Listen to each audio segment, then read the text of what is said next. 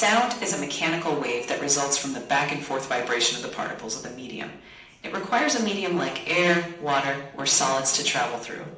The speed and behavior of sound differ in various media. Reflection, refraction, and diffraction are important phenomena of sound.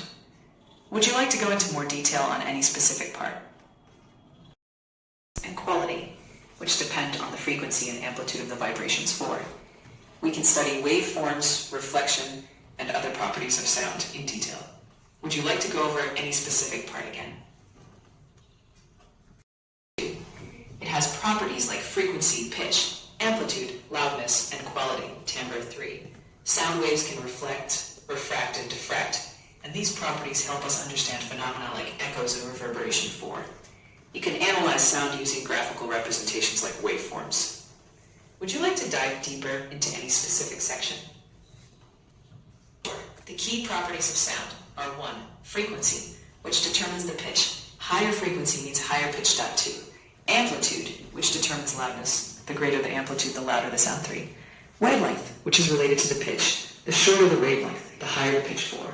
Quality or timbre, which differentiates sounds of the same pitch and loudness. Would you like examples or further explanation on any of these?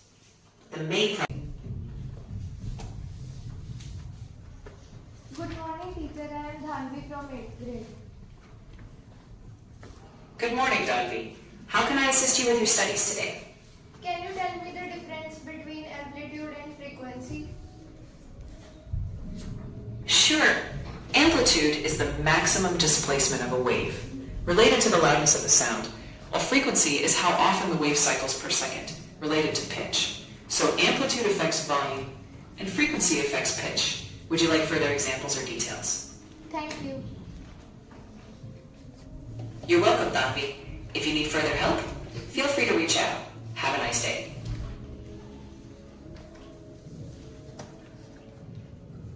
Good morning, teacher. I am Himani from 8th grade.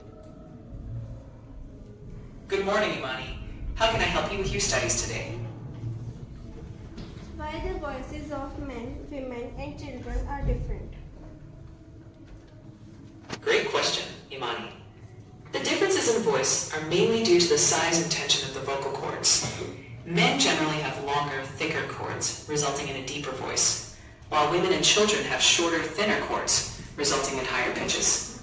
Would you like to know more about how this affects sound? No, thank you. You're welcome, Imani. If you have any other questions, feel free. Good morning, teacher. I am Mannat from class 8th. I want to ask one question from you. Good morning, Manette. Please let me know which topic you'd like the question to be about. For example, frequency, amplitude, or echoes, so I can ask accordingly. I want to ask, can you tell me what is pitch?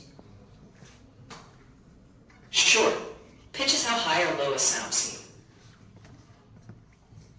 Can you explain in detail?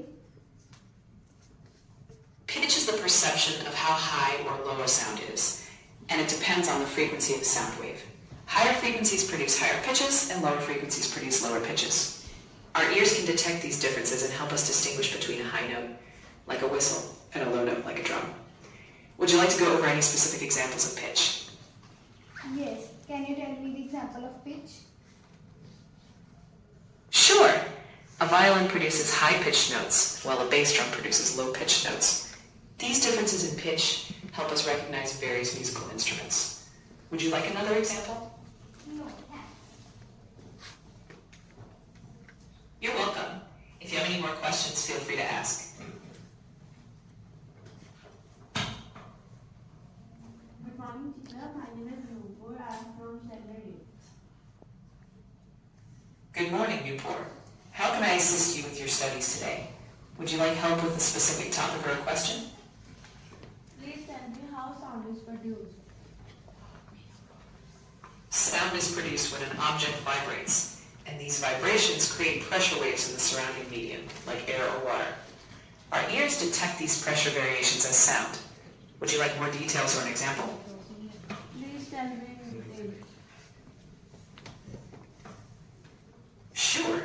When an object vibrates, it pushes the air particles around it, creating alternating compressions and rarefactions regions of high and low pressure, which form sound waves.